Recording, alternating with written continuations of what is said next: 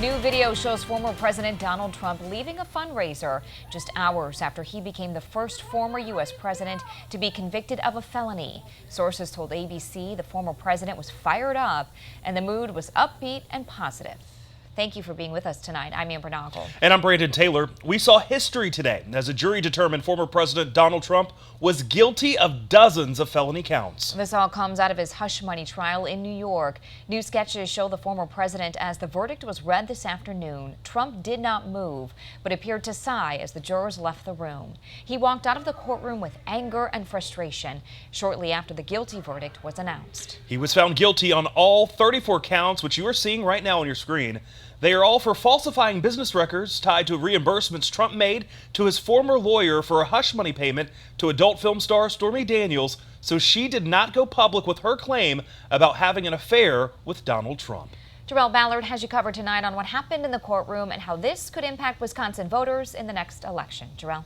Yeah, hey, Brandon and Amber, regardless of the verdict today, Donald Trump remains committed to his bid for the White House, and he hopes America will see past what he's calling a disgrace and a politically motivated attack.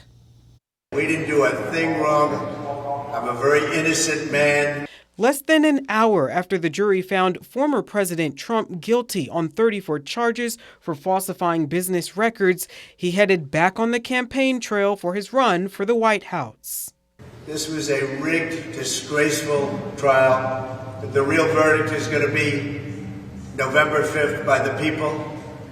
And they know what happened here, and everybody knows what happened here. Ultimately, the jury was convinced he was guilty after only 2 days of deliberation in a trial that lasted a total of 6 weeks. Charges for falsifying business records can carry up to 4 years behind bars each, but New York prosecutors have not said whether they will ask for prison time. I did my job. We did our job. Many voices out there. The only voice that matters is the voice of the jury, and the jury has spoken. And with Wisconsin being a swing state for the next presidential election, local experts are weighing in on whether or not the verdict could impact voters.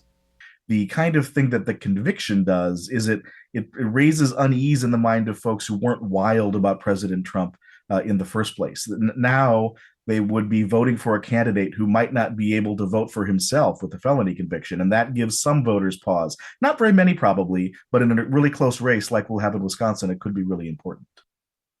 Yeah, and Trump is due back in court on June 11th for sentencing, and then he's expected to fly to Wisconsin a few days later to attend the Republican National Convention held in Milwaukee. Back to you.